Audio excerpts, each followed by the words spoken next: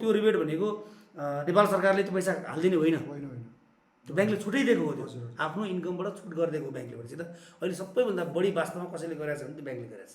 हजुरको एउटा खाद्यान्न व्यवसायमा होइन, फुड प्रोसेसिङ इन्डस्ट्रीहरूमा यसको असर कम होला, छन्, असर त छ, अभियसली छ, यसको असर कम छ। त्यसपछि गएर अरू जस्तो भनौँ न, हजुरको स्कुल्सहरूमा यसको असर अभियसली बढी छ, स्कुल्सहरूमा बढी छ नि त असर। यो मिडियम लेभलको इम्प्याक्ट छ, किनभने स्कुल्सहरूले अब अनलाइन क्लासेसहरू त गरेको छ, तर पनि त्यो चाहिँ त्यसले चाहिँ रेभेन्यू जेनेरेसन पहिला जस्तो गर्न सकेको छैन। अन्डर कन्स्ट्रक्सनवालालाई धेरै नै असर छ। अब होटलहरू पनि अन्डर कन्स्ट्रक्सन होला, सिमेन्ट फ्याक्ट्रीहरू अन्डर कन्स्ट्रक्सन होला। तिनीहरू कन्स्ट्रक्सन त अब अभियसली तपाईँको त अब अन्डर कन्स्ट्रक्सनमा कस्तो हुन्छ भने ब्याङ्कले त ग्रेस पिरियड दिएको हुन्छ नि। राष्ट्र ब्याङ्कले नर्मली के भन्छ भने ग्रेस पिरियड 1 वर्षभन्दा बढी हुनु हुँदैन भन्छ, नर्मली 1 वर्ष। तर ठुल्ठुलो तपाईँको यो क्यापिटल एक्सपेन्डिचर हुने प्रोजेक्टहरूमा 1 वर्षले पुग्दैन। नेपालमा होटल 1 वर्षमा बन्दैन नि, हाइड्रो पावर 1 वर्षमा बन्दैन।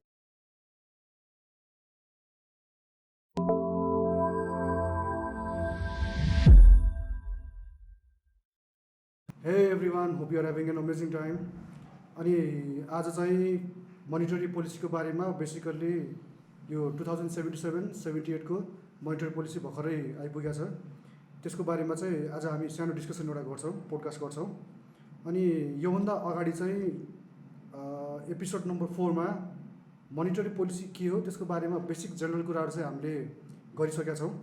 अनि if you want to actually learn more about monetary policy basic कुराहरू, then I highly recommend you go through episode number 4। त्यहाँ चाहिँ म्याक्सिमम् कुराहरू चाहिँ मोनिटरी पोलिसीको बारेमा हामीले गरिसकेका छौँ। अनि आज चाहिँ अब यो मोनिटरी पोलिसी 2077-78 को चाहिँ यो कोभिड-19 को बिचमा आइपुगेको छ।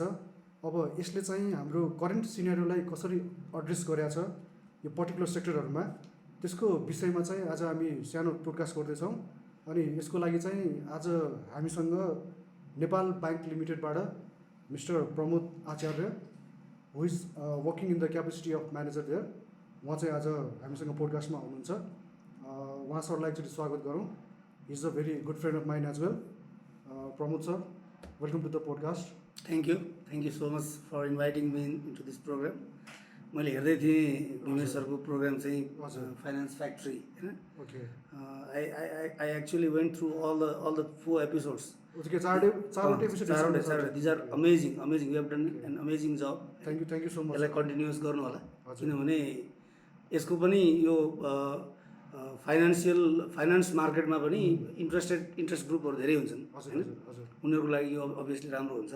Even I am also an interested enthusiast into this sector होइन। त्यस कारण मैले पनि यो फलो गरिरहेको थिएँ। तपाईँसँग मेरो टेलिफोनमा कुरा भइरहन्छ होइन, दिनमा 1-2 चोटि कुरा भइरहन्छ हाम्रो, बिकज अफ आवर फ्रेन्डसिप होइन। थ्याङ्क यू सो मच होइन, मलाई आज बोलाउनु भयो। I am really glad to have spoken some words in this program. यो बेसिकली चाहिँ अब सर र मेरो बिचमा चाहिँ अब टेलिफोन कन्भर्सेसनमा पनि होइन, अब यो कुराहरू भइराख्ने। अनि यसलाई नै ठिकै छ, अब यसो केही बसेर एउटा छलफलै गरेर एउटा जनरल अडियन्सलाई पनि केही ज्ञान होस् न त, उनीहरूले पनि केही बेनिफिट चाहिँ यसबाट लिन सकोस् न भनेर चाहिँ खासमा मैले सरलाई आज इन्भाइट गरेको सर पोडकास्टको लागि। अनि सर अब यो मैले बेसिकली चाहिँ अब यो मोनिटरी पोलिसी 2077-78 कै बारेमा डिस्कसन गरौँ भनेर सरलाई मैले पोडकास्टमा इन्भाइट गरेँ।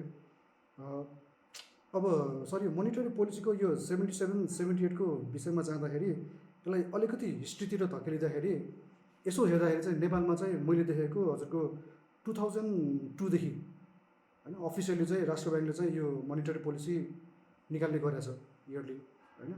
सो धेरै वर्ष पनि भएको छैन, हिस्ट्री चाहिँ हाम्रो एकदमै सानै छ सर होइन।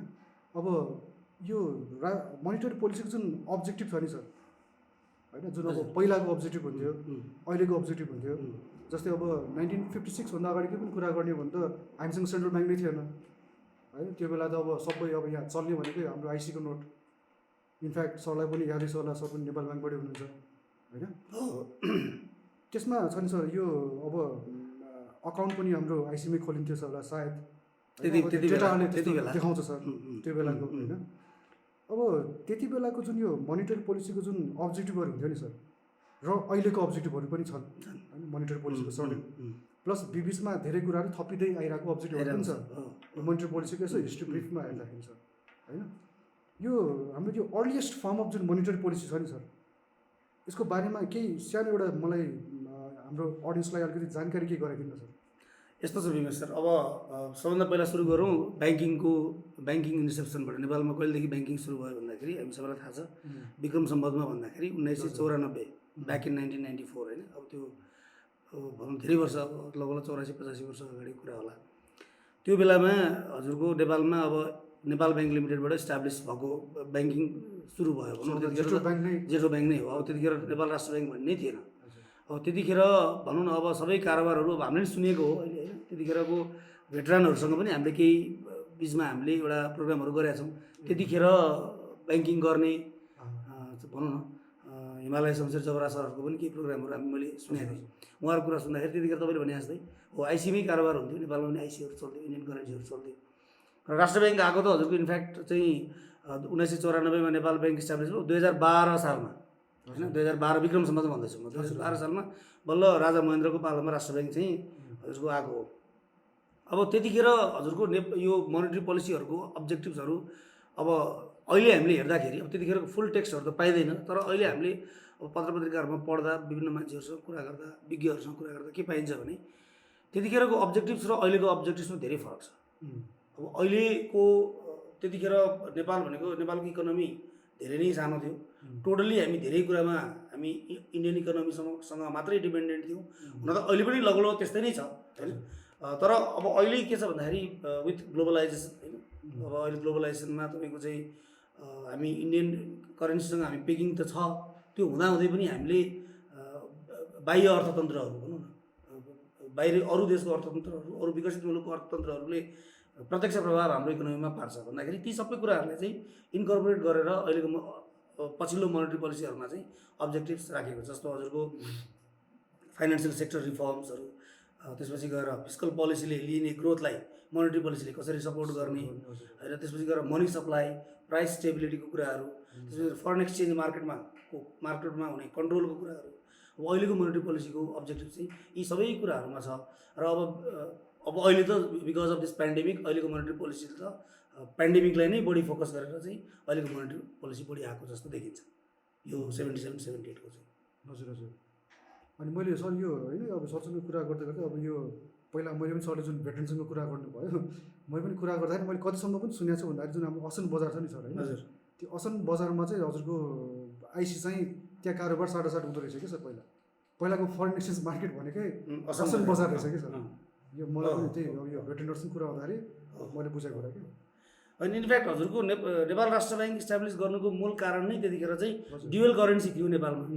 ड्युअल करेन्सी भन्दा नि नेपालको सर्टेन रिजनहरूमा अब इन्डियन करेन्सीहरू बढी चल्ने अनि इभन काठमाडौँमा पनि व्यापारीहरू मात्रै चल्ने भएको हुनाले त्यतिखेर चाहिँ अब नेपालको करेन्सीलाई बढी स्टेबिलाइज गर्न, नेपालको करेन्सीको इम्पोर्टेन्स चाहिँ यहाँ चलाउनुको लागि नै नेपाल राष्ट्र ब्याङ्क आएको हो।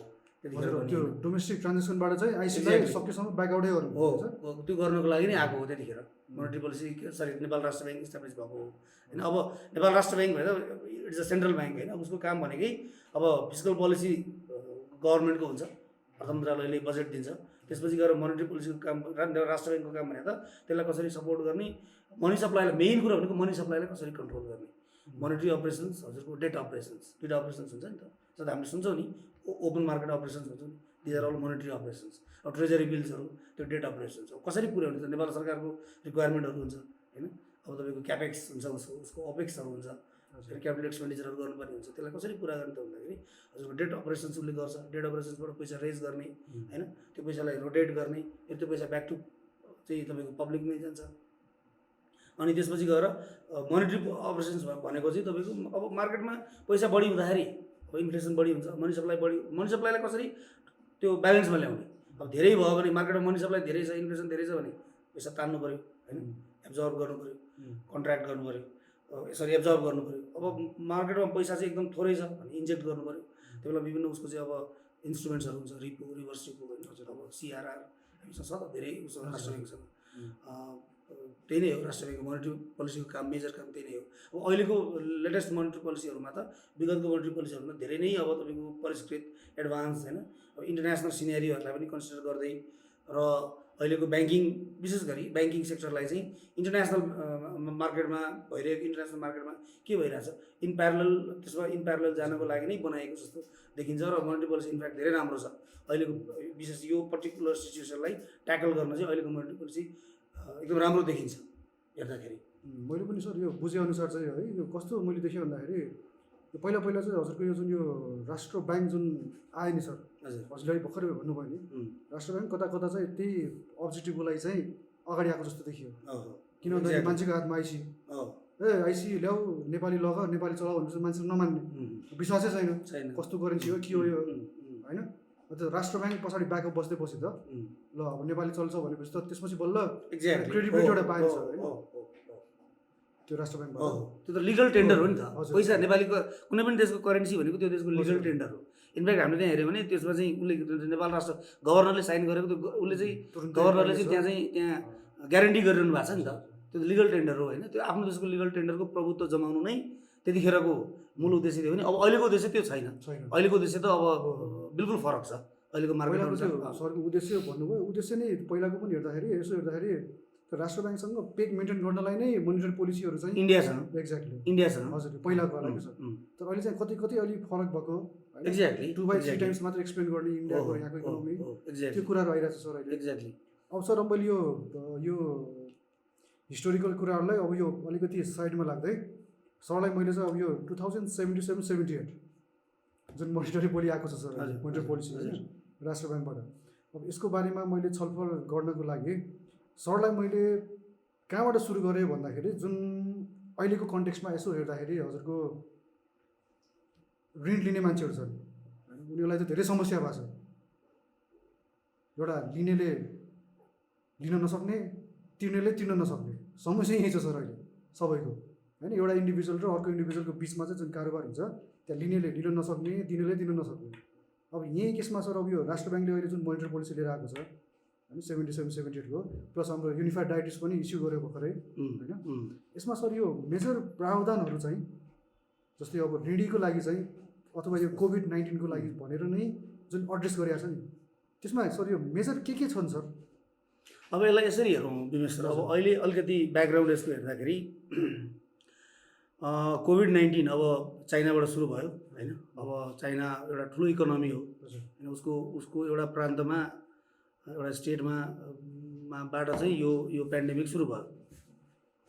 हुँदै यो अब भनौँ न चाइनाबाट विभिन्न देशहरू हुँदै अब सारा संसार पुरा विश्वलाई नै यसले चाहिँ अब अहिले तहस नहस इकोनोमी त एकदमै तहस नहस, किनभने हाम्रै नेपालकै कुरा गरौँ न, नेपालको कुरा गर्दाखेरि चैत 11 गते लकडाउन सुरु भएको, 11-12 गतेबाट लकडाउन सुरु भयो होइन।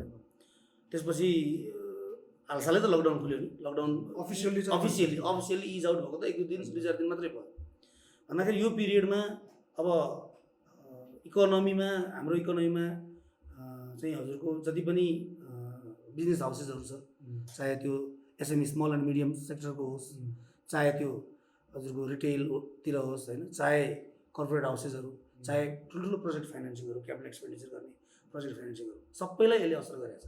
तर असरको सिभियरिटी डिग्री चाहिँ फरक छ। जस्तो फर इक्जाम्पल हजुरको एउटा खाद्यान्न व्यवसायमा होइन, फुड प्रोसेसिङ इन्डस्ट्रीहरूमा यसको असर कम होला, छन् त असर त छ अभियसली छ, यसको असर कम छ।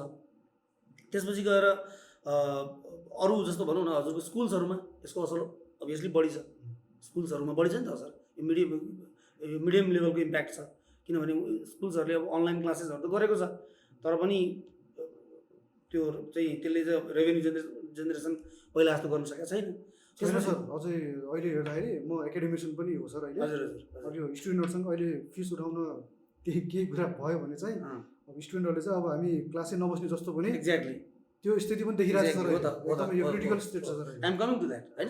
अनि त्यसपछि गएर अब होटल एकदम हाई इम्प्याक्टमा होटलमा जाउँ, हेर्नुहोस् त होटलहरू अब भनौँ न पर्यटकीय होटलहरू 5-6 महिनादेखि त बन्द नै छ, उनीहरूको रेभेन्यू पुरै जिरो नै भएको छ होइन। भन्दाखेरि सबै इन्डस्ट्रीमा इफेक्ट छ, इम्प्याक्ट छ, कुनैमा एकदमै कम छ, कुनैमा मिडियम लेभलको छ, कुनैमा हाई इम्प्याक्ट छ। मैले किन भनिरहेको छु भने राष्ट्र ब्याङ्क मोनिटरी पोलिसीले विशेष गरी मोनिटरी पोलिसी भन्दा पनि मोनिटरी पोलिसी आइसकेपछि राष्ट्र ब्याङ्कले अहिले 2076 को युनिफाइड डाइरेक्टिभमा केही सर्कुलरहरू निकालेको छ, एडेन्डम्सहरू, एडिसनल क्लजेसहरू थपेको छ।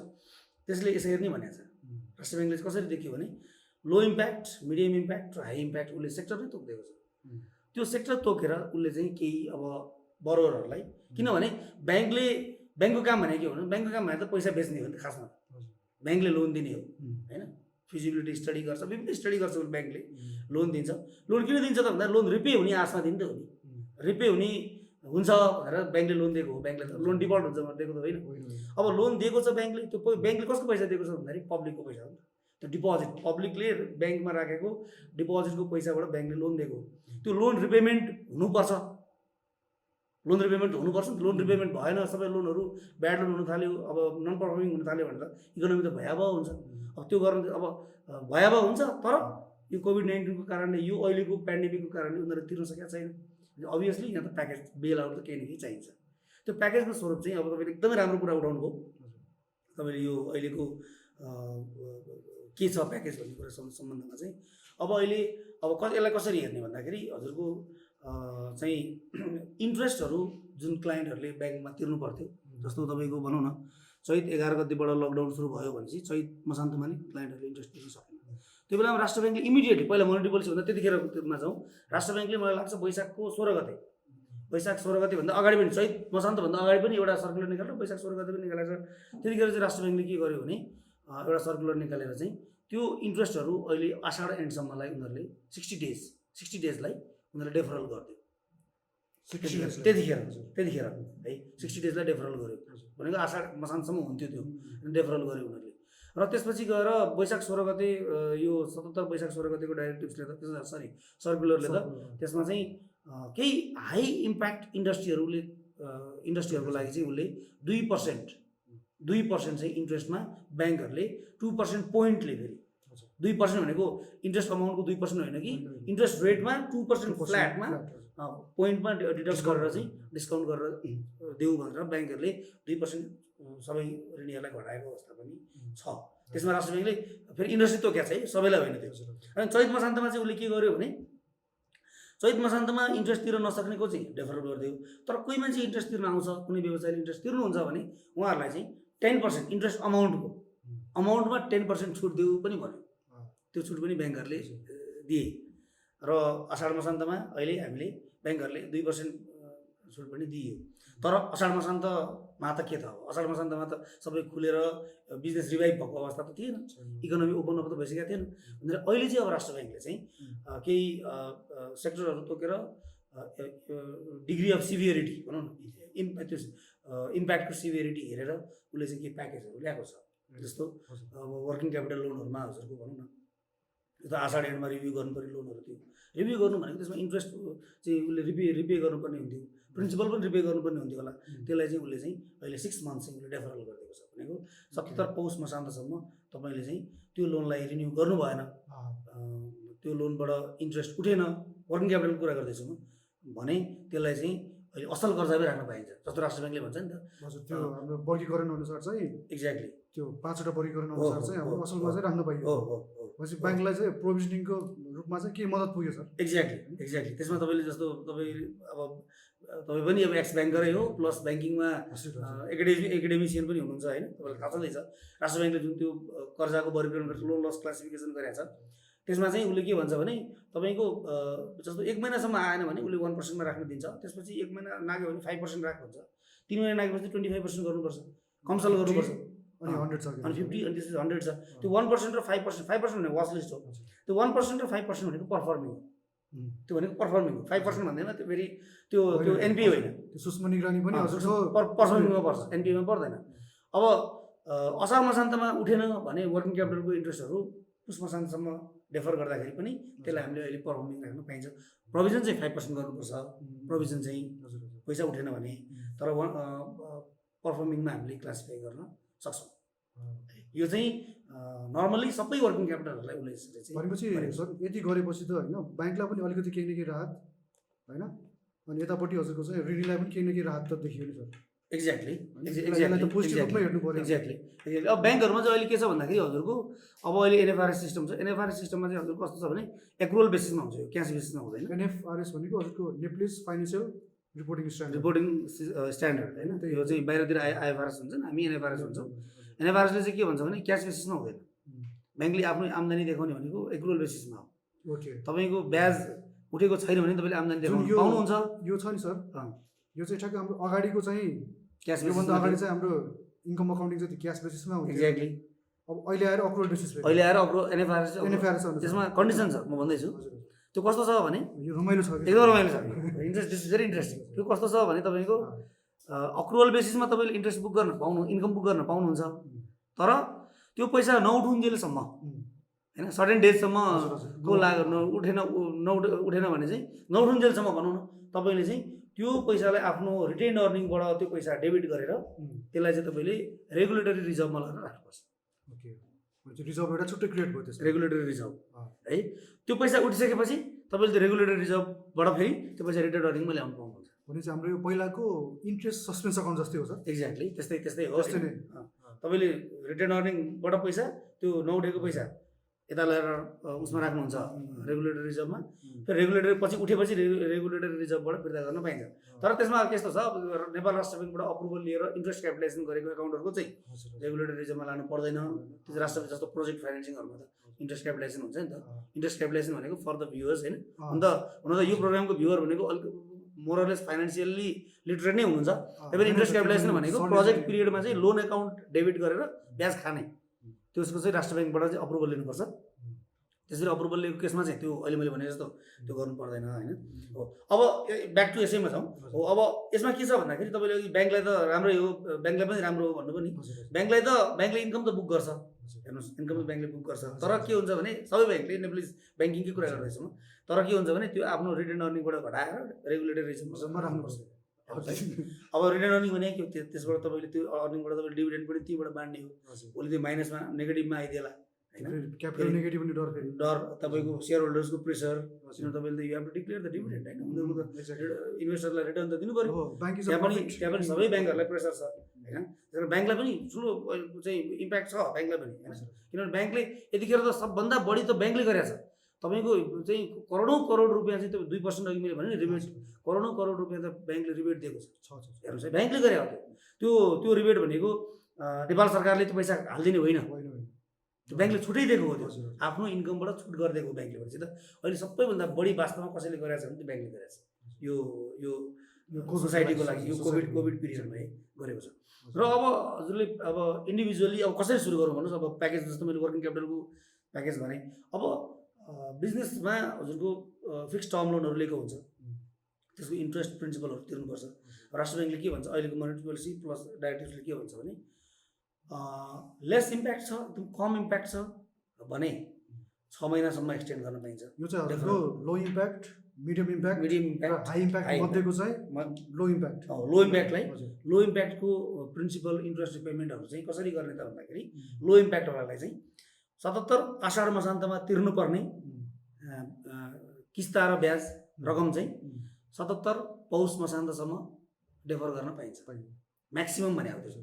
तर त्यो पिरियडमा डेफर गर्न पाइन्छ, तर त्यो पिरियडमा डेफर गर्नुको मतलब फेरि त्यो पैसा असुल चाहिँ गर्नुपर्छ, 2 देखि 3 किस्तामा असुल गर पनि भनेको छ। त्यो पैसा असुल गर्नुपर्छ, ग्रेजुअली असुल गर्दै जानुपर्छ भनेको। अब यो साउनदेखि यता तिर्नुपर्ने पैसा त उसले छुट्टै त्यो त रेगुलरली तिर्नु परेको, तर असाढसम्मको पैसा चाहिँ छुट दियो भनेर भनेको छैन कि, पुष मसान्तसम्म तिरिसक्नुपर्छ। त्यो पनि एक किसिमको एउटा इज आउट गरे हो नि त, त्यो पनि एउटा फेसिलिटेट गरेको हो। मिडियम इम्प्याक्टलाई 9 महिना भनेको 77 चैत मसान्तसम्म, र हाई इम्प्याक्ट बिजनेसहरू जुन छ उनीहरूलाई चाहिँ 1 वर्ष भनेको छ। भनेको असार मसान्तमा तिर्नुपर्ने पैसा सामा ब्याज किस्ताहरू चाहिँ त्यो टर्म लोनको कुरा गर्दैछौँ म, 78 आषाढ मसान्तसम्म तपाईँले चाहिँ किस्ताबन्दी रूपमा 2, 3, 4 यस्तो किस्तामा लो इम्प्याक्टलाई 2 किस्ता, मिडियम इम्प्याक्टलाई 3 किस्ता, हाई इम्प्याक्टलाई 4 किस्ता, एक्ज्याक्टली यसरी नै भनेको छ। 4 किस्तासम्ममा तपाईँले असुल गर्नुपर्छ, उसले पनि बरुवाले पनि ब्याङ्कलाई तिर्नुपर्छ। तर यसो भन्दै गर्दा अब आश्विनमा तिर्नु परिहाल्छ, पौषमा तिर्नु परिहाल्छ, अनलेस अदरवाइज राष्ट्र ब्याङ्कले कुनै अर्को ननिकालेसम्म त तिर्नु पऱ्यो नि त। अहिलेसम्मको अन्डरस्ट्यान्डिङ त हजुर त्यस्तो छ। पछि सर्कुलर आउला त्यो छुट्टै त्यो त्यो आफ्नो ठाउँमा छ, आउला नआउला, किनभने अब बिस्तारै ओपन अप भइरहेको छ इकोनोमी होइन। त्यसरी चाहिँ अब अहिले त्यस्तो व्यवस्था गरेको छ। अनि सर यो होटल व्यवसायलाई पनि सेम कन्डिसन नै हो? अब यस्तो छ, अब त्यसमा यस्तो छ हो, तपाईँले राम्रो कुरा उठाउनु भयो। होटल व्यवसायलाई चाहिँ आवश्यकता हेरेर होइन अझै बढाउन सक्ने भनेको छ। त्यो चाहिँ ब्याङ्कहरूले कहाँसम्म सुनेअनुसारसम्म सर यो 2 वर्ष पनि भयो। एक्ज्याक्टली त्यसमा चाहिँ ब्याङ्कले आफैले विश्लेषण गर्नुपर्छ त्यो चाहिँ। अनि त्यसमा राष्ट्र ब्याङ्कको स्वीकृति? राष्ट्र ब्याङ्कले त बोलिसकेको छ, डाइरेक्टिभ्समा बोलिसकेको छ। होटल अति प्रभावित क्षेत्रमा परेका यो पर्यटकीय पर्यटनसँग सम्बन्धित उद्योगहरू भने चाहिँ होटल पनि परिहाल्यो होइन। उनीहरूलाई चाहिँ तपाईँको 2 वर्षसम्म पनि डेफर गर्न पाइन्छ त्यस्तो डेफर गर्न पाइन्छ। र यसरी डेफर गरेको पिरियडमा अनि त्यसपछि गएर अर्को पनि छ तपाईँको जस्तो अब यो पिरियडमा यो त सञ्चालनमा आइसकेको बिजनेसको कुरा भयो। कति धेरै प्रोजेक्टहरू त हजुरको अन्डर कन्स्ट्रक्सन फेजमा छ नि त।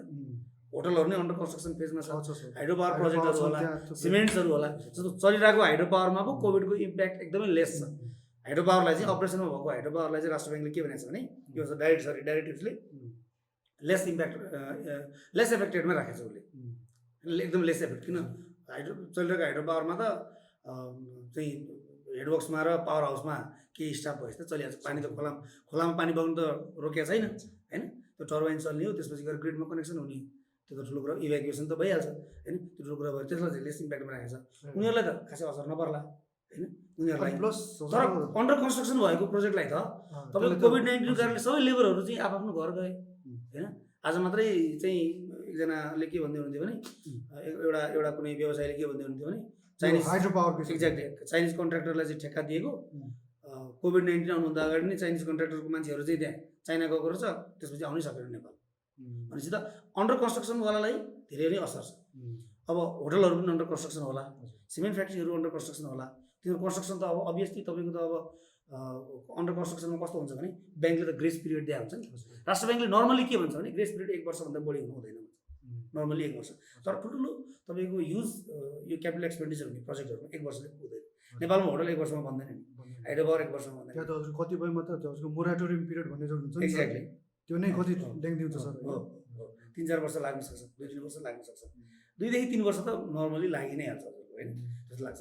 अब त्यो उसमा चाहिँ राष्ट्र ब्याङ्कले के भन्छ त्यहाँ पनि ग्रेस पिरियड एक्सटेन्सनको कुरा गरेको छ। ग्रेस पिरियड एक्सटेन्सन भन्नाले कस्तो भने अगेन फेरि ब्याक टु त्यही अब लेस इम्प्याक्ट लो इम्प्याक्टवालालाई चाहिँ 6 महिनासम्म लो मिडियम हाई, एकदम लो मिडियम हाई, त्यो ग्रेस पिरियडमा पनि। किनभने ब्याङ्कले के गरेको हुन्छ भने म हजुरलाई बुझाउँ, हजुरलाई थाहा छ इनफ्याक्ट होइन। हामीले प्रोजेक्ट फाइनेन्सिङ गर्दा ब्याङ्कले नर्मली के प्र्याक्टिस हुन्छ भने जस्तो मानौँ कुनै प्रोजेक्टको कन्स्ट्रक्सन पिरियड चाहिँ 2 वर्ष लाग्छ भने ब्याङ्कले आफ्नो कन्सर्न अथोरिटीहरूबाट त्यो अप्रुभल लिएको हुन्छ। त्यो 2 वर्षको प्रोजेक्टसम्ममा चाहिँ उसले त अब प्रोजेक्ट त अपरेसनमा आएको हुँदैन, उसले रेभेन्यू जेनेरेसन गर्दैन, खर्च मात्रै हुने हो त्यहाँ भन्दाखेरि त्यसमा पाकेको ब्याज हुन्छ नि, ब्याज त तिर्नु पऱ्यो नि त ब्याङ्कलाई। प्रिन्सिपल तिर्नु पर्दैन कन्स्ट्रक्सन पिरियडमा, तर इन्ट्रेस्ट त तिर्नुपर्छ। त्यो इन्ट्रेस्ट तिर्नु पनि राष्ट्र ब्याङ्कले के गरेको छ भने तपाईँको सर्टेन प्रोजेक्टहरूलाई चाहिँ हाइड्रो पावर प्रोजेक्ट, सिमेन्ट अनि तपाईँको चाहिँ फरेन करेन्सी अर्न गर्ने होटलहरूलाई त उसले इन्ट्रेस्ट क्यापिटलाइजेसन गर्न दिन्छ नेपाल राष्ट्र ब्याङ्कले। त्यो कन्स्ट्रक्सन पिरियडमा यो अन्डर कन्स्ट्रक्सन पिरियडमा इन्ट्रेस्ट क्यापिटलाइजेसन गर्न राष्ट्र ब्याङ्कको अप्रुभल लिएर गर्न पाइन्छ। तर अब राष्ट्र ब्याङ्कले अहिले के भन्दैछ भने यदि ग्रेस पिरियड तिम्रो चाहिँ बढाउनु पऱ्यो भने लेस एफेक्टेड बिजनेसहरूमा 6 महिनासम्म बढाउनु पाइन्छ। ग्रेस अवधि 6 महिनासम्म बढाउनु पाइन्छ। मिडियम एफेक्टेडमा 9 महिनासम्म बढाउनु पाइन्छ। हाइली एफेक्टेडमा 1 वर्षसम्म बढाउनु पाइन्छ होइन। तर ग्रेस पिरियड बढाउँदाखेरि पाकेको ब्याज हुन्छ नि त्यो चाहिँ क्यापिटलाइजेसन गर्न पाइँदैन, त्यो क्यापिटलाइजेसन गर्न पाइँदैन। त्यसलाई पनि तपाईँको के भन्छ भने 2 देखि 3 किस्तामा असुल गर्नुपर्छ भनेको छ होइन। त्यो तर ग्रेस पिरियड एक्सटेन्सन पनि आफैमा के हो त भन्दा एउटा प्याकेज हो, त्यो राहत हो होइन, त्यो पनि एउटा राहत हो। किनभने तपाईँको अब अहिले त लेबर मार्केटै अब भनौँ लेबरहरू नै पाइँदैन काम गर्ने होइन त्यो प्रोजेक्टहरूमा। अब बल्ल अब मान्छेहरू काठमाडौँमा अब साइटमा ठाउँमा अब गाडीहरू भदौ 1 गतेदेखि त डोमेस्टिक फ्लाइट्सहरू पनि चल्ने भनेको छ, गाडीहरू पनि निर्बाध रूपमा चल्ने भनेको छ। अब होप यो अहिलेको यो कोरोना भाइरस होइन छिटो जाओस् होइन, त्यो चाहिँ होइन त्यो भयो भने अब राम्रो गर्न पाइयोस् त्यो भने राम्रो होला। र यसमा अर्को कुरा म तपाईँलाई थपिहाल्नु, तपाईँले एकदम मलाई यो फेरि म पनि यही सेक्टरसँग अलिक बढी क्रेडिटमै काम गर्छु म, त्यो हिसाबले अब तपाईँले ठ्याक्कै कुरा उठाउनु हो। यसमा कस्तो छ हजुरको भने हाइड्रो पावर सेक्टरलाई चाहिँ उसले के भनेको छ भने यो मैले इन्ट्रेस्ट क्यापिटलाइजेसन गर्ने कुरा भनेको मैले कुनै सेक्टर वाइज कुरा गर्ने छैन कि अब इन्ट्रेस्ट ग्रेस पिरियडमा इन्ट्रेस्ट क्यापिटलाइजेसन गर्न चाहिँ पाइँदैन। तर उसले के प्याकेज दिएको छ भने एउटा कुरा चाहिँ उसले के भन्छ भने ट्रान्समिसन लाइनहरू अहिले नबनिरहेको जुन प्रोजेक्टहरू छ ट्रान्समिसन लाइन नबनेको प्रोजेक्टमा चाहिँ ट्रान्समिसन लाइन नबनेको कारणले उसले आफ्नो फुल रेभेन्यू फुल क्यापासिटीमा चल्न सकेको छैन भने पार्सियली चाहिँ इन्ट्रेस्ट क्यापिटलाइजेसन गर्न पाइन्छ। त्यो चाहिँ उसले राष्ट्र ब्याङ्कले त्यसको लागि चाहिँ राष्ट्र ब्याङ्कलाई सोधिरहनु पर्दैन, पार्सियली इन्ट्रेस्ट क्यापिटलाइजेसन गर्न पाइन्छ भनेर भनेको छ। अनि यो छ नि सर, यो जुन हजुरसँग मैले भर्खरै अब यो रिस्ट्रक्चरिङ रिस्केजुलिङहरू भन्छौँ हामी होइन। हजुर। अनि यही कुरा गर्दाखेरि चाहिँ अब यो मैले चाहिँ एकदमै यो भूतपूर्व गभर्नर हुनुहुन्थ्यो नि रिजर्भ ब्याङ्क अफ इन्डियाको रघुराम राजन, हजुर, उहाँको चाहिँ मैले खुब हेरिरहेको हुन्छु कि सर। हजुर। उहाँको इन्टरभ्यू एकदम फलो गरेर आउँछु। इनफ्याक्ट उहाँ मलाई अलिकति एकदमै यो फाइनेन्सियल क्राइसिस चाहिँ प्रेडिक्ट गर्न सक्ने मान्छे जुन पहिला उहाँले गर्नुभएको थियो नि हजुर 2008 हजुर हजुर होइन, त्यहाँबाट म एकदम इन्सपायर भएको छु कि उहाँको यो कुराहरूबाट। अनि उहाँसँग कुरा गर्दा उहाँको इन्टरभ्यूहरू यसो हेर्दाखेरि चाहिँ अब यो इन्डियन मिडियाले खुब इन्टरभ्यू लिएर हुन्छन्। अहिले त उहाँ युनिभर्सिटीमा प्रोफेसर भएर बस्नु भएको छ होइन। एक्ज्याक्टली अमेरिकातिर कता हुनुहुन्छ युनिभर्सिटी सिकागो कि कोलम्बिया युनिभर्सिटी त्यहाँ हुनुहुन्छ है। उहाँसँग कुरा हुँदाखेरि उहाँलाई कहिलेकाहीँ चाहिँ sir will you come back भनेर पनि कुराहरू अहिले आइरहेछन् होइन मोदी सरकारकै बेलामा। अनि उहाँसँग कुरा गर्दाखेरि चाहिँ उहाँले चाहिँ अब उहाँको कुरा सुन्दाखेरि नयाँ डेप्थ दिनु हुँदैन, कोभिड-19ले जति इम्प्याक्ट गरे पनि नयाँ डेप्थ दिनु हुँदैन, तर रिस्ट्रक्चरिङ रिस्केजुल चाहिँ गर्नु दिए हुन्छ भनेर भन्नुहुन्छ कि उहाँले। उहाँ हुनु त अब अलिक स्ट्रिक्ट नै हुनुभयो, स्ट्रिक्ट गभर्नरै पढ्नुभयो होइन। नयाँ डेप्थ चाहिँ नदिउँ तर रिस्ट्रक्चर रिस्केजुलिङ चाहिँ गर्न दिउँ भनेर भन्नुहुन्छ उहाँले। त्यसमा पनि फेरि दुईवटा साइड छ क्या सर होइन। त्यो दुईवटा साइड हेर्दाखेरि अब कतिले के भन्छ भन्दाखेरि हो उहाँले भनेको कुरा ठिक हो, अब नयाँ डेप्थ दियो भने मोरल हजार्ड होइन, यो हजार्ड के हजार्ड प्रब्लम आउनसक्छ होइन। हजुर। तर जुन उहाँले भनेको जुन अर्को पार्ट छ रिस्ट्रक्चरिङ रिस्केजुल गर्न दिने तर नयाँ डेप्थ चाहिँ नथप्ने, त्यसमा अर्को पोइन्ट अफ भ्यूले के भन्छ भन्दाखेरि यो कोभिड-19 भनेको मान्छेले गरेर होइन नि होइन त, यो त हामीले सोचेर हाम्रो कन्ट्रोलको कुरा होइन। रियल एसेट्सको प्राइस इन्फ्लेसन बढाएर त्यसरी आर्टिफिसियली गएको कुरा होइन नि यो होइन। अब यसमा चाहिँ दुईवटा यो भ्युजहरू रहेछन् कि सर यसो हेर्दाखेरि। यसमा एकदमै इन्ट्रेस्टिङ कुरा उठाउनु हो। इनफ्याक्ट उहाँको यो एउटा कुनै टक सो मैले पनि हेरिरहेको थिएँ ए हजुर है, यो टक सो एक्ज्याक्टली उहाँ त अब चिर परिचित नाम हो नि रघुराम राजन होइन, is a very good person. अब यो इन टर्म्स अफ तपाईँको इकोनोमिक्स होइन, इकोनोमिक्समा त उहाँ अब एक्स गभर्नर हजुरको चिफ इकोनोमिक्स एक्ज्याक्टली। अब यसमा यसरी गरौँ, यसलाई यसरी हेर्नु पर्ला विमेश सर। जस्तो यसमा के छ भन्दाखेरि म पहिला केही फ्याक्ट कुराहरू राखेर म राय राख्छु आफ्नो होइन। यसमा कस्तो छ भने रिस्ट्रक्चरिङको कुरा गर्दाखेरि रिस्ट्रक्चरिङ किन चाहिन्छ त भन्दाखेरि कुनै पनि प्रोजेक्टमा ब्याङ्कले फाइनेन्सिङ गरिरहेछ। अब एउटा कुरा के प्रोजेक्ट इक्विटीबाट मात्र त फाइनेन्सिङ हुनै सक्दैन, अभियसली सक्दैन होइन। अनलेभरेज आजको दिनमा अनलेभरेज प्रोजेक्ट त हुनै सक्दैन, प्रोजेक्टमा लेभरेजिङ त चाहिन्छ। सर्टेन पोर्सन इक्विटी हुन्छ, म्याक्सिमम पोर्सन त लेभरेजिङ ब्याङ्क फाइनेन्सिङ नै हुन्छ, अथवा एक्सटर्नल फाइनेन्सिङ डेट फाइनेन्सिङ जहाँबाट भए पनि होइन, अथवा ब्याङ्क फाइनेन्सिङ जहाँबाट पनि हुन्छ। अब ब्याङ्कले जुन क्राइटेरियालाई आधार मानेर सुरुमा प्रोजेक्टलाई एसेसमेन्ट गर्छ नि होइन, त्यो क्राइटेरियाहरू केही क्राइटेरियाहरू चाहिँ हजुरको ब्याङ्क त्यो बरोवरको कन्ट्रोलमा हुन्छ होइन। तर धेरै क्राइटेरियाहरू यस्ता हुन्छन् जुन बरोवरको कन्ट्रोलमा हुँदैन। इकोनोमी ओभरअल इकोनोमी अहिलेको situation systematic factor exactly it is in nobody's control in fact होइन, कसैको पनि कन्ट्रोल हुँदैन। अनि यो अवस्थामा नर्मली यस्तो अवस्थामा राष्ट्र ब्याङ्कले नर्मली नै रिस्ट्रक्चरिङ गर्ने फेसिलिटी दिएको छ। त्यो बेलामा राष्ट्र ब्याङ्कले के भन्छ भने केही फ्याक्चुअल कुरा गरौँ है त। राष्ट्र ब्याङ्कले के भन्छ भने डाइरेक्टरले के भन्छ भने नर्मल सिचुएसनमा चाहिँ जति तपाईँले ब्याज उठाउनु पर्ने हो होइन त्यसको 25% ब्याज उठाउनुहोस् होइन, 25% उठाउनुहोस् र रिस्ट्रक्चरिङ रिसेड्युलिङ गर्नुहोस्। रिसेड्युलिङ भनेको चाहिँ टोटल टर्म लोन मानौ 10 वर्षको दिनुभएको छ भने त्यसलाई 12 वर्ष 13 वर्ष गरिदिनुहोस्। अब त्योभित्र पनि तपाईँले त्यसको केही टर्म्स एन्ड कन्डिसन्सहरू चेन्ज गर्नु पऱ्यो, डेट इक्विटीको पोर्सन चेन्ज गर्नु पऱ्यो भने चाहिँ we call it as restructuring होइन। तपाईँले त्यसरी रिस्ट्रक्चरिङ गर्न पाउनुहुन्छ। बट है अब उसमा त्यहाँ के छ भने अघि हामीले जुन 5वटा लोन लस क्लासिफिकेसन भन्यो नि, त्यो रिस्ट्रक्चर्ड रिसेड्युल्ड लोनहरूलाई चाहिँ 12.5% 12.5% को प्रोभिजनिङ गर्नुपर्छ। भनेपछि हाम्रो यो 10 र 25% को बिचतिर आयो। त्यो चाहिँ 2 वर्षसम्म तपाईँले 12.5% 12.5%को प्रोभिजन गर्नुपर्छ। 2 वर्षसम्म लोन फेरि रेगुलर हुनसक्छ नि त। त्यो 12.5% किन गरेको भने केही कुरा बिग्रेर नै तपाईँले रिस्ट्रक्चर गरिरहनु भएको छ एक्ज्याक्टली होइन। अब 2 वर्षमा त चाहिँ त्यो त अब राष्ट्र ब्याङ्कले हेर्छ होइन। तपाईँको चाहिँ अडिटर्सहरूले हेर्नुहुन्छ, स्ट्याट्युटरी अडिटर्स, इन्टरनल अडिटर्स, इभन नेपाल राष्ट्र ब्याङ्कको इन्सपेक्सन टिमले हेर्नुहुन्छ। 2 वर्षमा त्यो ब्याङ्कको रिपेमेन्टहरू राम्रो छ, प्रोजेक्ट राम्रोसँग चलिरहेछ भने it can be brought back to 1% होइन। त्यो नर्मल सिचुएसन त्यो हो। अहिलेको डाइरेक्टिभ्समा अब के छ भन्दाखेरि रिस्ट्रक्चरिङ, अब अहिले त्यो सिचुएसन छैन। अहिले के भन्छ राष्ट्र ब्याङ्कले भने रिस्ट्रक्चरिङ एक पटकको लागि रिस्ट्रक्चरिङ गर्न पाइन्छ।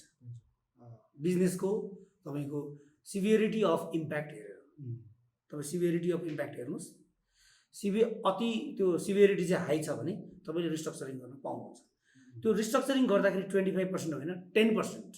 यो कोभिड-19को इम्प्याक्टको कारणले है फेरि त्यो 10% कुनै बिजनेस चाहिँ यो कोभिड-19 आउनुभन्दा पहिल्यै बिग्रिसकेको थियो भने त्यसलाई यसमा पार्न पाइँदैन होइन।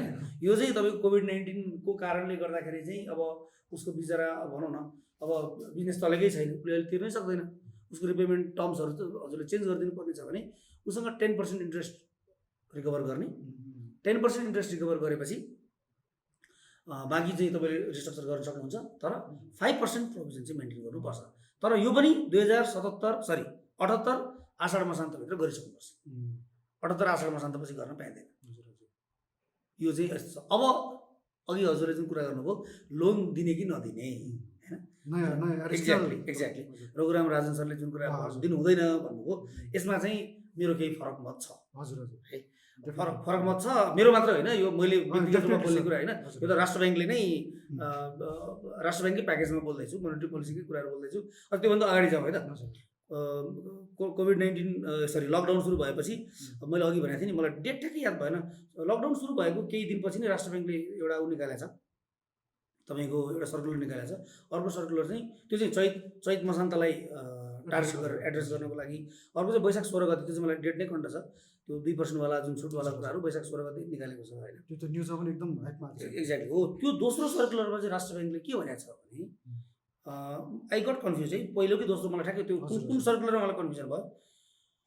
उसको मलाई जहाँसम्म लाग्छ 99% त्यो दोस्रो सेकेन्ड सर्कुलर वैशाख 16 गतेको सर्कुलर हो। त्यसमा के भनेको छ भने वर्किङ क्यापिटल लोन चाहिँ टोटल लोनको 10%सम्म दिनुहोस् क्लाइन्टलाई। वर्किङ क्यापिटल चाहिँ एक्ज्याक्टली। किनभने वर्किङ क्यापिटल भने के हो हजुरको, जस्तो भनौँ न बिजनेस, जस्तो हजुरले एउटा बिजनेस गरिरहनु भएको छ होइन, ब्याङ्कसँग हजुरले लोन लिनु भएको छ 10 करोड रुपियाँ होइन, 10 करोड रुपियाँ लोन लिनुभयो। त्यो 10 करोड मानु 10 करोड रुपियाँ हजुर एउटा ट्रेडिङ फर्म हो, हजुर 10 करोड चाहिँ वर्किङ क्यापिटल। ब्याङ्कले वर्किङ क्यापिटल भनेको त हजुरलाई थाहा छ, current assets minus current liabilities, normally एकदम सिम्पल भाषामा सबै फाइनेन्सको स्टुडेन्टले बुझ्ने भाषामा होइन। ब्याङ्करले भन्दाखेरि ड्रइङ पावर, त्यो हामी के हेर्छौँ भन्दा उसको स्टक रिसिभेबल्स र बिजनेस एडभान्सेसहरू होइन, त्यो हामी हेर्छौँ। र माइनस उसको पेबल्सहरू कति छ, बिजनेस पेबलहरू है, बिजनेस पेबल घटाउँछौँ। नेटवर्किङ एसेट्स भन्छ हामी त्यसलाई। त्यो नेटवर्किङ एसेट्सको 100% त ब्याङ्कले फाइनेन्स गर्दैन। ब्याङ्कले केही मार्जिन राखेर फाइनेन्सिङ गर्छ नि त। मानव ब्याङ्कले 70% अथवा 80% फाइनेन्सिङसम्म दियो सपोज। त्यो एनडब्ल्युए चाहिँ हजुरको 10 करोड आयो, त्यसमा मैले 80% फाइनेन्सिङ गरेँ हजुरलाई भने 8 करोड त मैले ब्याङ्कले हजुरले ब्याङ्कबाट फाइनेन्सिङ पाउनुहुन्छ। 2 करोड रुपियाँ त हजुरले आफूले हाल्नुपर्छ नि त। 2 करोड त ब्याङ्कले फाइनेन्सिङ गर्दैन। अब त्यो ब्याङ्कले 8 करोड रुपियाँ के को आधारमा दिइरहेको छ भन्दा हजुरको एनडब्ल्युएको पोजिसनको आधारमा दिएको छ हो, नर्मल सिचुएसन। अब कोरोना अब कोभिड आयो हेर्नुहोस् है, अब now comes into picture covid होइन। अब ऊ चाहिँ कोभिड कम्स इन्टु पिक्चर, अब ऊ आयो। अब यो सिचुएसनमा के भयो भने बिजनेस त ठप्प छ, सप्लाइज ठप्प छ, र मेटेरियल आउने पनि छैन। इभन हामी घरबाट निस्किनै पाएनौँ नि कोही पनि होइन, निस्किने कुरै ठप्प छ। अब बिजनेसहरू सबै ठप्प छ। अब त्यो बेलामा के भयो भने उसले इलेक्ट्रिसिटीको बिल त थोरै रेज हुन्थ्यो होला, जति हुन्थ्यो त्यो पनि तिर्नु पऱ्यो। उसले इन्सुरेन्सको पैसा तिर्नु पर्थ्यो होला, फिक्स चार्ज भनौँ न। एक्ज्याक्टली। उसले आफ्नो कर्मचारीको तलब पनि त दिनु पऱ्यो नि सर, फिक्स्ड वर्किङ क्यापिटल पनि भन्छ क्या। एक्ज्याक्टली। त्यहाँ के हुन्छ भने तपाईँको कस्ट त डाइरेक्ट कस्ट र इन्डाइरेक्ट कस्टहरू दुइटा हुन्छ नि त होइन। तपाईँको रेभेन्यूसँग हुने डाइरेक्ट कस्ट त भएन, तर तपाईँको यो इन्सुरेन्सको कस्ट, स्टाफलाई स्यालेरी दिने ल, उसको अपरेटिङ एक्सपेन्सेसहरू कहाँबाट उसले पैसा ल्याउनु त पऱ्यो त। त्यसको लागि फाइनेन्सिङ त उसलाई हेर्नुहोस्, कस्टमर बाँच्यो भने ब्याङ्क बाँच्ने हो नि। फेरि ओभर फाइनेन्सिङ गर्दाखेरि कस्टमर बाँच्नु, ओभर फाइनेन्सिङ भयो भने कस्टमर पनि मर्छ, त्यसको इम्प्याक्ट ब्याङ्कलाई पनि पर्छ होइन। त्यो हिसाबले राष्ट्र ब्याङ्कले चाहिँ 10% को सुविधा दिएको खासमा होइन। र अहिले आएर यो डाइरेक्टिभ्सले के भन्छ भने अहिलेको डाइरेक्टिभले के भन्छ भने वर्किङ क्यापिटलको लिमिट अघि मैले कुरा गरेको 10 करोडको वर्किङ क्यापिटल लिमिट थियो होइन हजुरलाई एकछिनलाई मानौँ न हाम्रो केसमा त्यसको 20% भनेको 2 करोड हामीले वर्किङ क्यापिटल लोन दिन सक्छौँ त्यो चाहिँ ब्याङ्कले विश्लेषण गर्नु पऱ्यो त्यसमा राष्ट्र ब्याङ्कले कस्तो प्याकेज दिएको छ हेर्नुहोस् है ड्रइङ पावर नहेर भनेको छ ड्रइङ पावर तपाईँले हेर्नु पाउनु न यसमा ड्रइङ पावर किन हेर्नु पाउनु मैले भने नि तपाईँको एडिसनल बिजनेस नै भएको छैन एडिसनल स्टकहरू केही आएको छैन रिसिभेबल्सहरू अरू बढ्या होला रिसिभेबल्सहरूबाट पैसा उठेको छैन उसको होइन रिसिभेबल अथवा त्यही नै पोजिसनमा होला एनडब्ल्युएमा केही सुधार त भएको छैन तपाईँले जेको अगेन्स्टमा तपाईँ वर्किङ क्यापिटलको फर्स्ट प्राइमरी कोल्याटरल भने त उसको रिसिभेबल स्टकहरू हो नि त्यसमा केही सुधार भएको छैन त्यो हेऱ्यो भने त दिनै मिल्दैन राष्ट्र ब्याङ्कले ड्रइङ पावर नहेर इभन एसओएल हजुर बुझ्नुहुन्छ नि सिङ्गल अब्लाइगर लिमिट त्यो पनि नहेर भनेको छ यो 20% दिनलाई चाहिँ अब्लाइगर लिमिट भनेको हजुरको एउटा पर्टिकुलर बिजनेसमा त्योभन्दा बढी चाहिँ नदिने त्यो एउटा लिमिटलाई चाहिँ सिङ्गल ब्याङ्कले आफ्नो कोर क्यापिटलको ब्याङ्कको कोर क्यापिटल हुन्छ नि कोर क्यापिटलको 25% भन्दा बढी यो नर्मल बिजनेसमा थियो प्रोडक्टिभ सेक्टरमा भएकोहरूलाई 30% सम्म थियो इभन हाइड्रो पावर ट्रान्समिसन लाइनहरूलाई त 50% भन्छ कोर क्यापिटलको 50% एउटै व्यक्ति एउटै समूह भनेर राष्ट्र ब्याङ्कले तोकेको छ समूह भनेर तोकेको छ कसलाई एउटै समूह मान्ने त्यो त्यतातिर नजाँदा फेरि त्यो त्यसको छुट्टै पाटो छ होइन सर यो मैले मेरो जनरल अडियन्सलाई पनि एकचोटि ठिक हो त्यसमा उसले तोकेको छ अब त्यसमा एउटै समूह भन्नाले के पर्छ कुन कुन व्यक्तिहरू पर्छ अथवा कम्पनी छ भने क्रस होल्डिङ कतिसम्म भयो भने पर्छ भने तोकेको छ त्यसमा त्यसको छुट्टै त्यो 2 नम्बर डाइरेक्टिभमा त्यो कुराहरू राष्ट्र ब्याङ्कले दिएको छ होइन त्यस्तो छ अब फाइनेन्सिङको चाहिँ 20% को सुविधा दिएको छ होइन अब फाइनेन्सिङ गर्न अब मेन कुरा के हो भने अब ओभर फाइनेन्सिङ हुनु हुँदैन जस्ट ड्रइङ पावर नहेर्ने तर चाहिँ ओभर फाइनेन्सिङ हुनु भयो यो 20% को लागि मात्रै है हजुर यसलाई it should not be mistaken for generalize यसलाई जेनरलाइज गर्नु भएन होइन त्यो पनि ब्याङ्कले उसको प्रभाव हेरेर हेर्नु पऱ्यो नि त उसलाई कति एक्ज्याक्टली हाई इम्प्याक्ट पऱ्यो हो कि मिडियम इम्प्याक्ट पऱ्यो उसलाई चाहिन्छ कि चाहिँदैन होइन किनभने तपाईँको रघुराम राजाले जुन भन्नुभयो नि त्यो एक किसिमले के सही हो भने नि फेरि मैले चाहिँ अब फेस अफ मात्रै होइन कि प्रोज एन्ड कन्स दुइटै भनौँ न अब उहाँले दिनै हुँदैन भन्ने कुरामा चाहिँ दिनु चाहिँ पर्छ राष्ट्र ब्याङ्कले त्यो कुरा मनन गरेर दिएको हो यो प्याकेज ल्याएको हो तर कस्तो हुन्छ अब तपाईँको भन्दाखेरि यसलाई फेरि हजुरको ओभर फाइनेन्सिङ गर्यो भने तिर्नु त उसले तिर्नुपर्छ नि त फेरि उसैको बिजनेसले कमाएर तिर्ने हो नि त फेरि यसो पनि छ क्या सर फेरि उहाँको चाहिँ भनाइमा फेरि सेक्टर वाइज छ कि फेरि जुन सरले चाहिँ रघुराम त्यो दिने हुन्न भन्नुभएको छ त्यसमा उहाँको चाहिँ सेक्टर वाइज चाहिँ उहाँले भन्नुभएको छ कि फेरि हजुर सेक्टर वाइज चाहिँ कुरा गर्नुभएको छ कि हजुर फेरि जेनरली सबैलाई दिने हुन्न भन्ने चाहिँ रायो होइन फेरि उहाँको ओके सेक्टर वाइज त होइन सेक्टर वाइज ठिक हो तपाईँको किन भन्दाखेरि हजुरको मैले अघि भने राष्ट्र ब्याङ्कले त्यही त उस ल्याएको छ त lace impact medium impact high impact जुन ल्याएको छ नि लेस इम्प्याक्टलाई छुट्टै प्याकेज छ मिडियम इम्प्याक्टलाई अलि राम्रो प्याकेज हाई इम्प्याक्टलाई त धेरै राम्रो अनि इनफ्याक्ट यो एकदम साइन्टिफिक पनि छ कि सर यो एक्ज्याक्ट लो इम्प्याक्टवाला छ नि हजुरको अब यो जस्तै त्यो हाम्रो रघु सरकै कुरा गर्दाखेरि होइन उहाँको पनि त्यो लो इम्प्याक्ट हाई इम्प्याक्ट यो कुरा गर्दाखेरि उहाँले चाहिँ त्यसरी लो इम्प्याक्ट जस्तो भन्नुभएको छैन अब उहाँलाई पनि कतिपय त्यो इन्टरभ्यूमा क्वेसन सोद्धाखेरि त्यसरी जुन रिकभरीको कुरा आइरहेछ नि होइन जस्तै अब तपाईँको जेपी मोर्गनको आफ्नै राय छ यता अर्को इन्भेस्टमेन्ट ब्याङ्कको अर्कै राय छ सबै राय कतिपयले भिसेप रिकभरी भन्छ कतिपयले युसेप भन्छ कतिपयले एलसेप भन्छ त्यो रिकभरी आउँदाखेरि उहाँको राय पनि सेक्टर वाइज फरक रहेछ क्या सर यस्तो सेक्टरको भिसेप हुन्छ यस्तो छ सर मैले बुझेसम्म हुन त मलाई त्यति धेरै इन्डियन मार्केटको डेप्थ हुन त I'm an MBA graduate from India पढेको भन्न पनि बिर्सेँ मैले ठिक छ त्यो इन्डियाबाटै पढेको तर अहिले त मलाई त्यहाँको मैले धेरै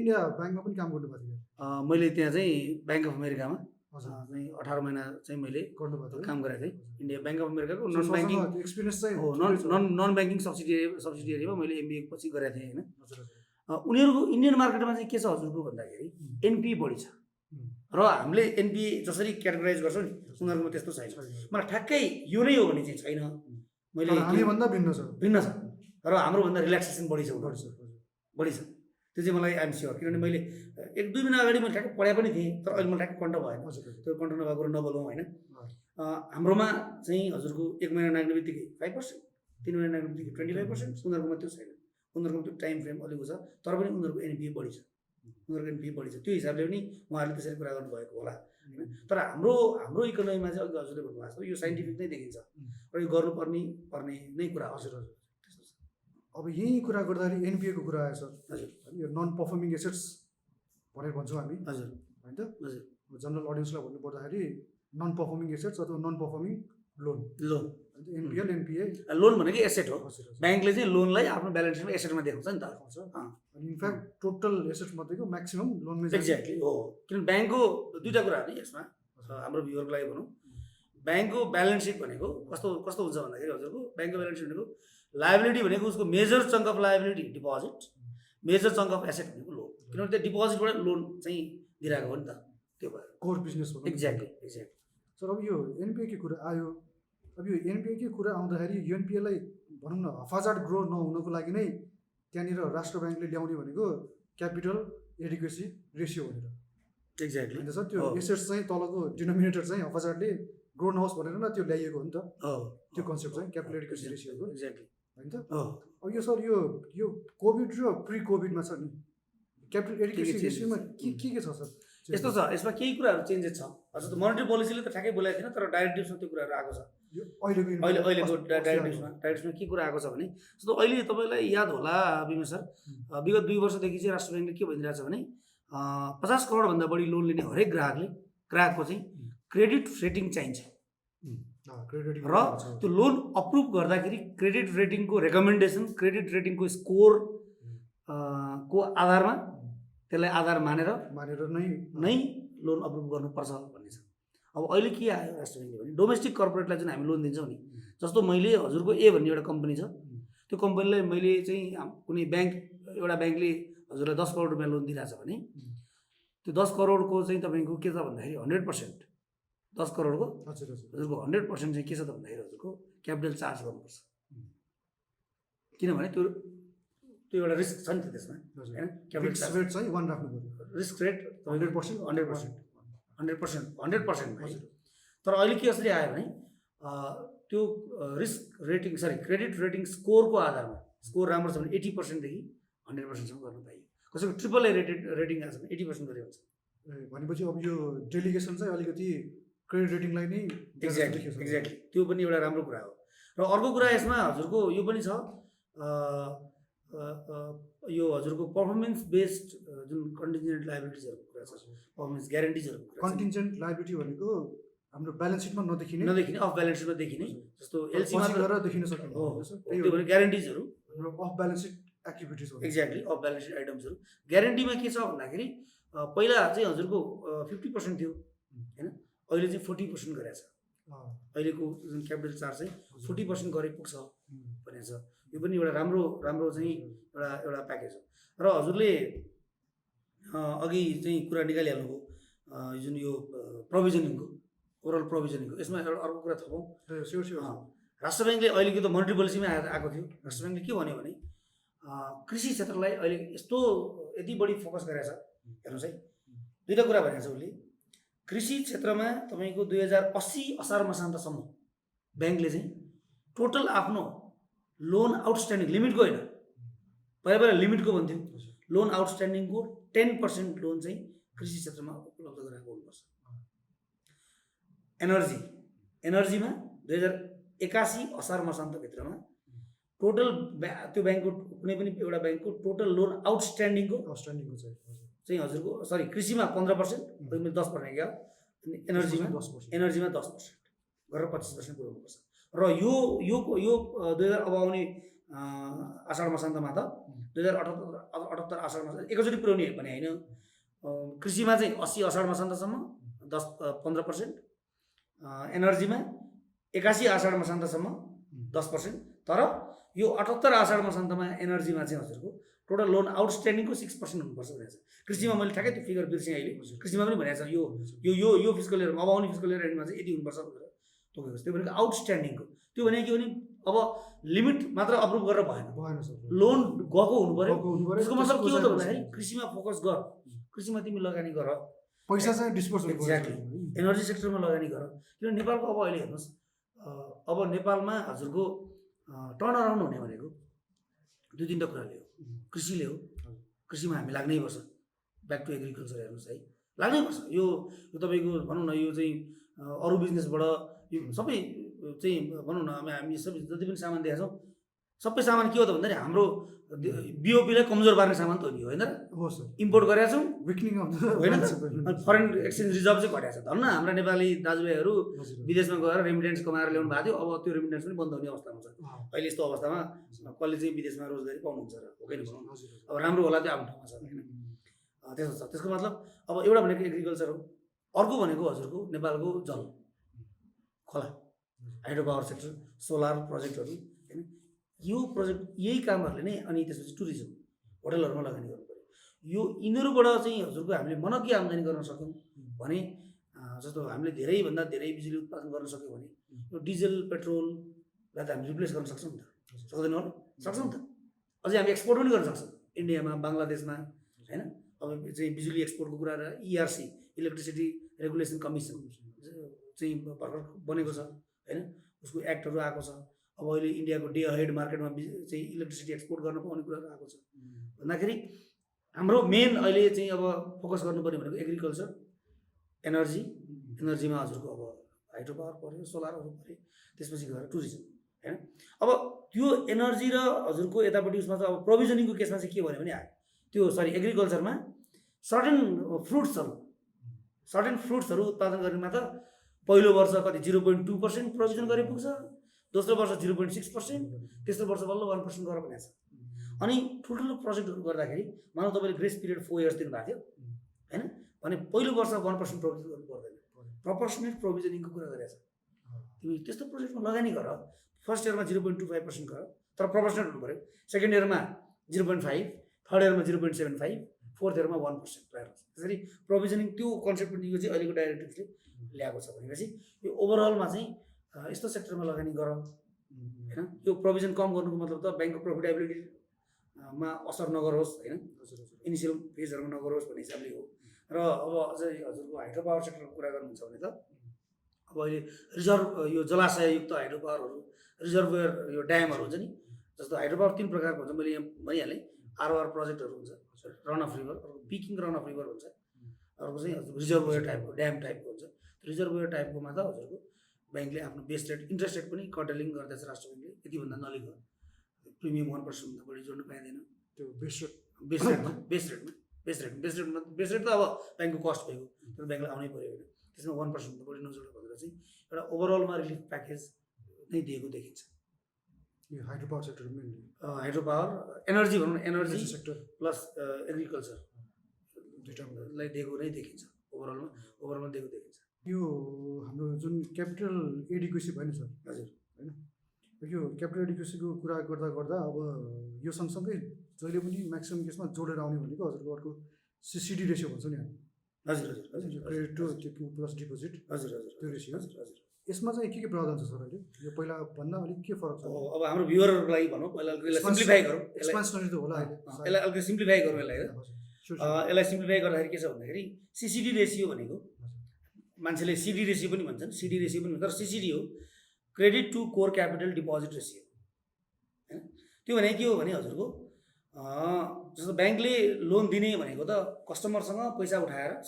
डिपोजिट उठाएर नै लोन दिने हो होइन भनेपछि सिसिडी रेसियोको फर्मुला चाहिँ कस्तो हुन्छ भने हजुरको local currency credit divided by local currency deposit plus core capital that is the formula त्यो चाहिँ हजुरको 80% नाग्नु हुँदैन 80% नाग्नु भनेको जस्तो हजुरको 1-1.5 वर्ष अगाडि यो समस्या आयो नि ब्याङ्कहरूमा loanable fund crisis liquidity crisis भन्छ नि मान्छे तर लिक्विडिटी क्राइसिस भन्दा पनि त्यो लिक्विडिटी क्राइसिस भन्दा त्यो लोनेबल फन्ड क्राइसिस हो लिक्विडिटी क्राइसिस त होइन त्यो लोनेबल फन्ड क्राइसिस हो खासमा अलिक फरक छ एक्ज्याक्टली नर्मली हामीले भन्न चाहिँ लिक्विडिटी लेम्यानले भन्दाखेरि लिक्विडिटी क्राइसिस भन्ने चलन छ तर त्यो खासमा लोनेबल फन्ड क्राइसिस होइन त्यो चाहिँ 80% नाग्नु हुँदैन भने थियो अब यसलाई चाहिँ राष्ट्र ब्याङ्कले अहिले 85% गरेको छ र यसमा अर्को कुरा पनि म जोडिहालौँ यो कोभिड-19 को इम्प्याक्ट देखिन थाल्ने बित्तिकै लकडाउन सुरु भइसकेपछिको दोस्रो सर्कुलरमा राष्ट्र ब्याङ्कले जुन हाम्रो सिआरआर रेसियो छ नि हजुर क्यास रिजर्भ रेसियो त्यो पनि हाम्रो 4% थियो त्यसलाई घटाएर 3% गरेको छ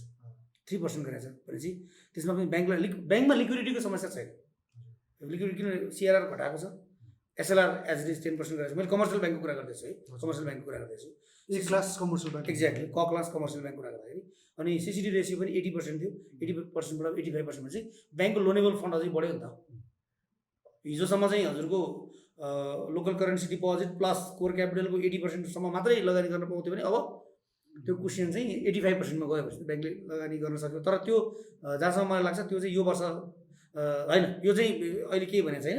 यसमा अघि हजुरले जुन क्यापिटल एडिक्वेसी रेसियो कुरा गर्नुभएको थियो, त्यो एउटा क्यापिटल एउटा चाहिँ बफर छ। त्यो बफर चाहिँ हजुरको त्यसलाई चाहिँ के गरेछ त भन्दाखेरि अहिले 2078 आषाढ मसान्तसम्म काउन्टर साइक्लिकल बफरलाई चाहिँ जुन 0 to 2.5% को प्रोभिजन थियो त्यसलाई हटाइदिएको छ राष्ट्र ब्याङ्कले। अहिले डाइरेक्टिभ एडिसनल राख्नु परेन, काउन्टर साइक्लिकल बफर राख्नु परेन। यो फिस्कल इयरको लागि मात्रै कन्जर्भेसन चाहिँ राख्नु पर्यो, कन्जर्भेसन राख्नु पर्यो, काउन्टर साइक्लिकल बफर परेन। एक्ज्याक्टली त्यो कारणले पनि त राहत त भइन्छ होइन। यता क्यापिटलबाट जुन चार्ज लाग्नुपर्ने एक्ज्याक्टली हो त, क्यापिटलबाट जुन चार्ज लाग्नुपर्ने त्यसबाट केही ब्याङ्कलाई मार्जिन दिएर। अब यसमै सर अब हामी कार्यक्रमको अलिकति अन्त्यतिर पनि आइसक्यौँ होइन, लास्टतिर पुगिसक्यौँ यो पोडकास्टको। अब यसमा सरलाई लास्टमा एउटा यो कुरा एउटा जोडिहाल्यो। अघि सरले एउटा एग्रिकल्चरकै कुरा गरिरहनु भएको थियो, धेरै कुराहरू भएको रहेछन् अहिले होइन। मैले पनि ब्याङ्क छोडेको चाहिँ अब धेरै नै भइसक्यो सर। हजुर, अनि अपडेट चाहिँ छु, तर नट एज अ ब्याङ्करमा update, not as a banker चाहिँ अपडेट छैन फेरि। एज अ नर्मल मान्छे अपडेट छु, एज अ ब्याङ्कर चाहिँ अपडेट छैन सर म अहिले। अनि यो किसान क्रेडिट कार्ड भनेर आएको छ कि सर, एउटा सरले पनि सुन्नुभयो होला। यसको बारेमा सर थोरै हाम्रो अडियन्सलाई एउटा जानकारी एउटा गरिदिनु सर। किसान क्रेडिट कार्डको बारेमा प्रावधानहरू आएको छ होइन। यो हाम्रो सर यो हाम्रो उता छिमेकीमा पनि छ नि, हो भारतमा पनि छ, भारतमा पनि छ। अब यसको मेकानिजम ठ्याक्कै आइसकेको छ जस्तो मलाई लाग्दैन। जस्तो अहिले भनौँ न कृषि विकास ब्याङ्कलाई चाहिँ कृषि क्षेत्रको अगुवा ब्याङ्क मानिने छ र कृषि विकास ब्याङ्कले एग्रिकल्चर बन्ड निकाल्न सक्नेछ। अनि अरू कमर्सियल ब्याङ्कहरूले एनर्जी बन्ड निकाल्न सक्नेछ भने चाहिँ किसान क्रेडिट कार्ड कुरा पनि आएको छ। तर यसको मेकानिजम चाहिँ आइसकेको छ जस्तो मलाई लाग्दैन, आइसकेको छ जस्तो लाग्दैन। अब यो चाहिँ अब किसान क्रेडिट कार्डको अब पहिला आओस् मेकानिजम होइन। अब अहिले चाहिँ I think it will be too early to forecast anything about it. किनभने त्यो आओस् न, केही नआइकन बोल्दाखेरि, किनभने इट्स अ फर्मल प्रोग्राम होइन। इफ इट वाज इन्फर्मल त हामी बोल्न सक्थ्यौँ, फर्मल प्रोग्राममा चाहिँ अब यसमा केही नआइसकेको जस्तो लाग्छ मलाई। त्यसपछि फेरि बोलौँ। ए हुन्छ सरलाई त्यसो भने म सायद अब 3-4वटा एपिसोड पछि फेरि जुन यो किसान क्रेडिट कार्डको बारेमा चाहिँ ताकेता चाहिँ म गर्न सक्छु। टाइमिङको चाहिँ प्रब्लम हुनसक्छ, टाइमिङ त दुःख चाहिँ दिउला सरलाई है। अनि अब सर अब यो जाँदै लास्टमा अब यो हाम्रो अब एकदमै चर्चामा रहिरहने होइन, मोनिटरी पोलिसी आए पनि जे आए पनि एकदमै चर्चामा रहिरहने भनेको स्टक मार्केट र रियल इस्टेट। यसको बारेमा के छ सर यो कोभिड पछिको प्रावधानहरू के होला सर यो अब हजुरको विचारमा? अब यस्तो छ सर, अब के छ भन्दाखेरि हजुरको रियल इस्टेटलाई त हजुरलाई थाहा छँदैछ, it is a discourage sector as of now होइन। राष्ट्र ब्याङ्कले के भन्छ भने काठमाडौँ उपत्यकाभित्र चाहिँ भ्याल्यु फेयर मार्केट भ्याल्युको 40% भन्दा बढी लोन नदेऊ, उपत्यका बाहिर छ भने 50%सम्म देऊ। तर रेजिडेन्सियल होम लोनको लागि होइन, यो रेजिडेन्सियल होम लोनको लागि होइन, त्यो उनीहरूको लागि 60% कति प्रावधान एउटा गरेको छ। यो होम लोनको कुरा छुट्टै हो, यो रियल इस्टेटको कुरा छुट्टै हो होइन। रियल इस्टेटले अब इकोनोमीलाई it leads to economy commercial purpose भन्नु सर, कमर्सियल पर्पज। अब मलाई जहाँसम्म लाग्छ रियल इस्टेटले economy it leads to economy to nowhere भन्छ एकजना। मैले हिजो फाइनेन्सियल एनालिस्टको कुरा सुन्दै थिएँ, तर त्यस्तो पनि होइन। रियल इस्टेट पनि चाहिन्छ, नचाहिने त होइन, राम्रो कुरा हो।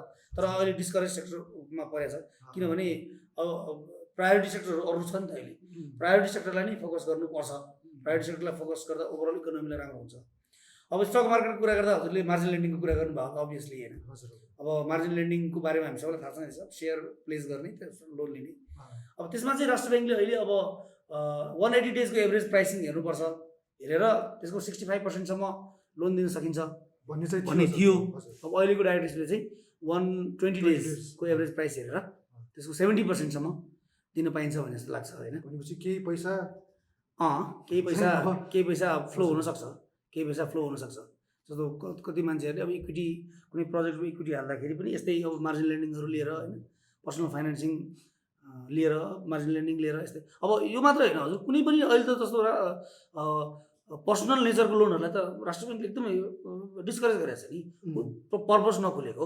हाम्रो बाफियाले के भन्छ भने लोन दिँदाखेरि सबैभन्दा पहिलो कुरा चाहिँ पर्पस खुलेको, उद्देश्य खुलेको हुनुपर्छ। उद्देश्य नखुलिकन त लोन दिनु। लोन भनेको सर फर्स्ट भनेको त लोन पर्पस हो, एक्ज्याक्टली अब्जेक्टिभ। तर पर्सनल लोनहरू हुन्छ, पर्सनल बडी, तपाईँको उद्देश्य छोराछोरीको बिहे गर्ने नि उद्देश्य हुनसक्छ, ट्युसन फी दिने हो कि होइन जे पनि हुनसक्छ नि त्यसको उद्देश्य होइन, त्यो प्लेको हुँदैन।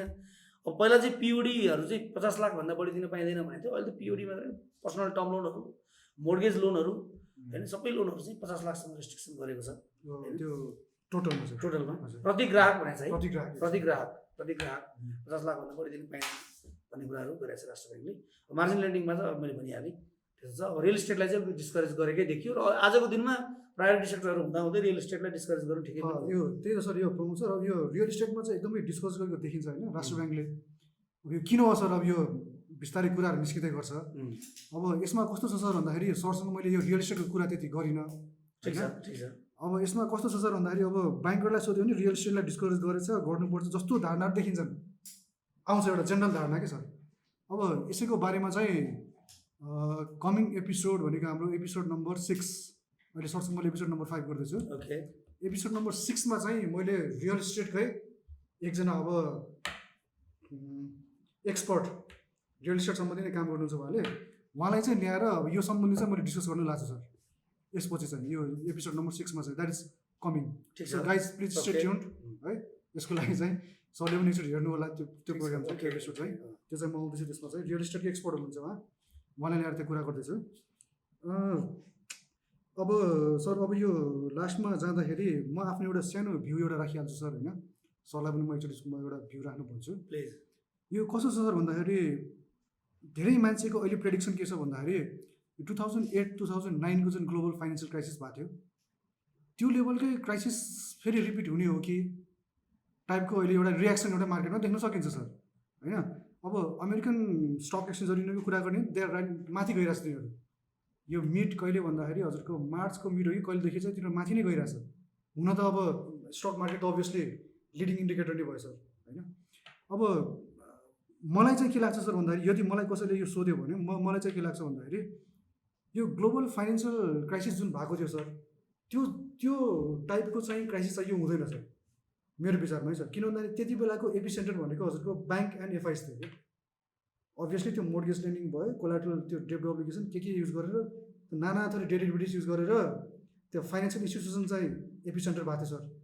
योपालि चाहिँ मेरो विचारमा क्राइसिस आए पनि तपाईँको एपिसेन्टर चाहिँ फाइनेन्सियल इन्स्टिट्युसन हुँदैनन् जस्तो लाग्छ मलाई मेरो विचारमा है सर।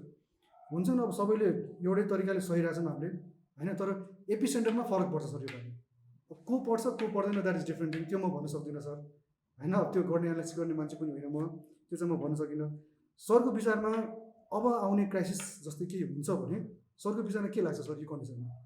मलाई एकदम छोटकरीमा यो अहिले तपाईँले जुन 2008-2009 को जुन क्राइसिसको कुरा गर्नु स्टार्टेड फ्रम द युएस, यो युएसबाट सुरु भएको क्राइसिस हो र यसलाई यसको एउटा वर्ड छ सब प्राइम क्राइसिस हो। स्टार्टिङ चाहिँ हजुर it was a sub prime mortgage. किन भयो त भन्दाखेरि युएस ब्याङ्कहरूले रेटिङ गर्दाखेरि प्राइम क्याटेगोरी होइन कि सब प्राइम रेटिङ आएकोहरूलाई पनि उनीहरूले चाहिँ मोर्गेज लोनहरू एकदम गुड रेटिङ आउनुलाई दिनुपर्ने त सब प्राइमलाई होइन कि सब प्राइमलाई पनि वान डाउन हो। त्यसलाई दिँदाखेरि त्यहाँ चाहिँ मास डिफल्ट भयो, लोनहरू डिफल्ट भएपछि यो प्रब्लम आएको हो। र अहिलेको केस भनेको त्यस्तो अलि होइन। अहिलेको केस भनेको यो कोभिड-19 बाट आएको जुन केस छ यो इकोनोमी नै ओभरअल इकोनोमी नै लकडाउन भएको कारणले गर्दाखेरि यो अवस्थाहरू आइरहेको हो। तर अब यसलाई ट्याकल गर्न भनौँ न अब हाम्रो देशको सेन्ट्रल ब्याङ्कले आफ्नो प्याकेज निकालेको छ, त्यसै गरी इन्डियाको अरू देशको सेन्ट्रल ब्याङ्कहरूले आफ्नो प्याकेज निकालेका छन् होइन। तर त्यस्तो अवस्था चाहिँ मलाई आउँछ जस्तो लाग्दैन, किनभने यो इकोनोमी ब्याङ्कहरू सेन्ट्रल ब्याङ्कहरू सबै यसलाई ट्याकल गर्न सक्षम छन् जस्तो मलाई लाग्छ। किनभने यसो हेर्दाखेरि सर अहिले चाहिँ होइन हामीले त्यो सबै क्राइसिसहरू सिकेर अलिकति जुन के भन्छ फोरकास्टिङ गर्छौँ नि सर, त्यो फोरकास्टिङ अलिकति अहेड छौँ जस्तो लाग्यो कि मलाई, जुन 2008-09 तिर हामी थिएनौँ। एक्ज्याक्टली हो सर, एकदम सही कुरा हो नि त। Okay Pramod sir, thank you very very much आफ्नो बिजी स्केड्युलबाट टाइम निकालिदिनु भयो होइन, पोडकास्टमा आइदिनु भयो। त्यसको लागि म चाहिँ सरलाई म एकदमै धेरै धेरै धन्यवाद दिन चाहन्छु। अनि अघि भने जस्तै सरलाई चाहिँ म मेबी 3rd-4th एपिसोड पछि फेरि त्यो किसान क्रेडिट कार्ड यो ब्याङ्कको एउटा त्यो पोडकास्टमा चाहिँ हजुरलाई म फेरि इन्भाइट गर्नेवाला छु सर है। ओके गाइज, आजको लागि चाहिँ अब यति नै गरौँ। आजको पोडकास्टलाई चाहिँ अब म यहीँ समाप्त गर्न चाहन्छु। I would like to end the podcast here. अनि कमिङ एपिसोडमा चाहिँ यो रियल इस्टेटको सरसँग कुरा भए जस्तै त्यहाँ मलाई अझै पनि चित्त नबुझिरहेको कुराहरू धेरै छन् सर। त्यसमा चाहिँ अब त्यो रियल इस्टेटको एक्सपर्टलाई नै बोलाएर मैले एउटा पोडकास्ट गर्नेवाला छु। अनि यो पोडकास्ट हेर्नुभन्दा अगाडि चाहिँ I would highly recommend you go through episode number 4। त्यहाँ चाहिँ मोनिटरी पोलिसी के हो कसो त्यहाँ बेसिक कुराहरू सबै गरिएका छौँ। अब आज चाहिँ त्यसको हामीले एनालाइसिस खालि के कस्तो इम्प्याक्ट मात्र गऱ्यौँ। So I highly recommend please go through episode number 4। अनि so this much for today. Thank you for listening, thank you for watching, have a good day, bye by.